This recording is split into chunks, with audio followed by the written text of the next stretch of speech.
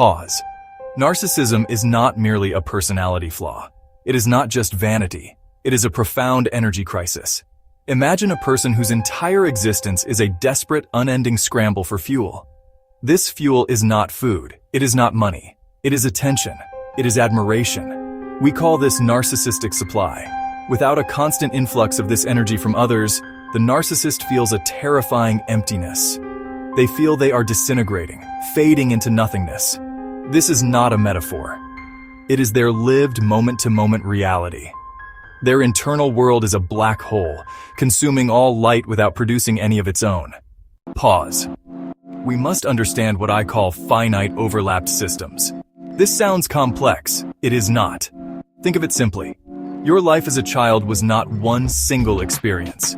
It was many experiences happening at the same time. Your home was one system. It had rules about chores, bedtime, how you spoke to your parents. It was a finite world with clear or sometimes unclear boundaries. Then you went to school. This was another finite system.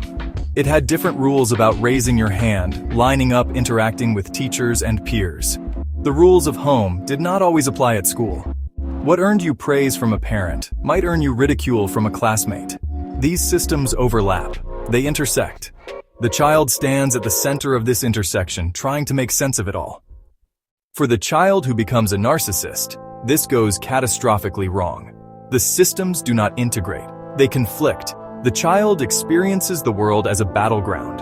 Love at home may be conditional. Success at school may demand ruthless competition. Rules are inconsistent. Feedback is unreliable. The child is left with fragments. Their energy doesn't coalesce into a core. It remains scattered, frantically trying to meet shifting demands. The child concludes the world is hostile and unpredictable. They function like a broken battery. They cannot hold a charge.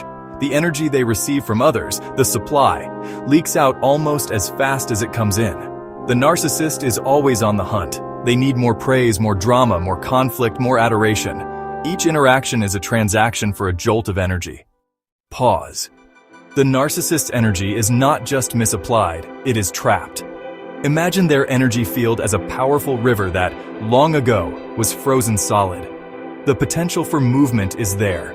The force is immense, but it is locked in a single, rigid state. This frozen state is the false self, the elaborate construct they present to the world. All of their life force is directed toward maintaining this icy facade. It requires constant effort to keep the ice from cracking, to polish its surface, to ensure the reflection it casts is flawless. There is no energy left over for anything else. There is no flow. There is no exploration. There is only the static, exhausting business of being the statue they have created. This is why new behaviors are nearly impossible for the narcissist to adopt on their own.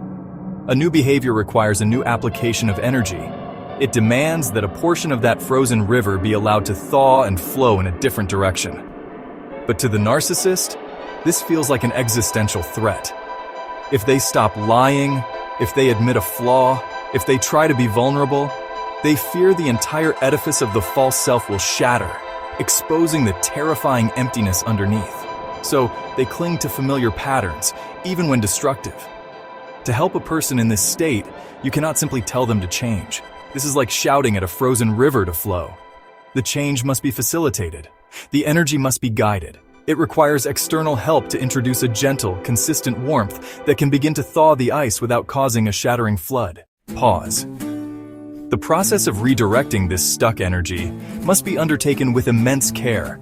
The first step is simple awareness. The person must be guided to observe their own energy patterns as if they were a curious scientist. Where does my energy go? What situations make me feel powerful? What situations make me feel drained and empty? This is not about judgment. It is about data collection. Seeing this pattern from a distance, without shame, is the first step toward detaching from it, the first crack in the ice. Introduce small, almost trivial changes. We are not asking the person to become a saint overnight, only to run a tiny experiment. If their pattern is to dominate every conversation, the experiment might be to ask one genuine question, and then remain silent to hear the answer. Just one. This small act redirects a tiny current of energy away from the self and toward another. The goal is not to fix their personality, but to prove they can survive this minuscule shift. Redirect a single drop, and the world does not end. Third, this process requires guided practice within a safe relationship. I see this as terrifying. You are safe. You are not falling apart. This feeling will pass. This external support acts as a temporary scaffold. Pause. It is important to recognize that this fear of new beginnings is not unique to the narcissist. It is a deeply human experience.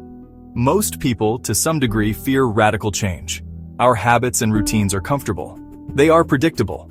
They form the bedrock of our daily lives and give us a sense of stability and identity.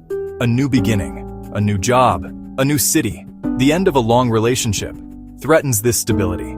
It forces us out of the familiar and into the unknown. The unknown is frightening. It contains the possibility of failure, rejection, loss. For most, this fear is a hurdle, not a wall. We have a core self, internal resilience, that lets us tolerate the anxiety of change. We can remind ourselves who we are. We have an inner reservoir of self-worth. But for the narcissist, that reservoir is empty. Their identity is entirely external, built from job title, social status, a partner's admiration, reactions from others. They are who they are reflected to be. So a new beginning becomes an identity death. Any uncontrolled new beginning is a mortal threat. Pause. The picture I have painted is bleak. A person trapped in a frozen past, terrified of the future. The narcissist's condition is an energy problem, and therefore, an energy solution. Energy can be transformed. A frozen river is not dead, it is merely static. The water is still there, the potential for flow locked beneath the ice. The narcissist is not a monster. They are a person whose life force has been arrested by trauma and fear. They are stuck, not evil. The key is not brute force, not judgment, not shame. Those things only make the ice thicker. The key is structured help and profound compassion. Compassion is a gentle, persistent warmth, beginning to thaw the edges of the frozen self. Structure, a therapeutic framework, creates safe channels for newly melted energy to flow.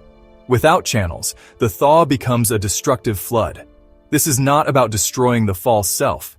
It is about repurposing the energy used to maintain it. A journey from external validation to internal worth.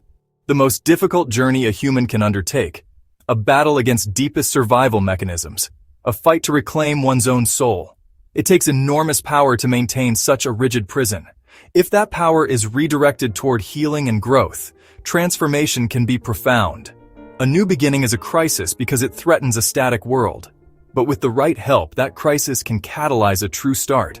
A river frozen for a lifetime can, finally, begin to flow.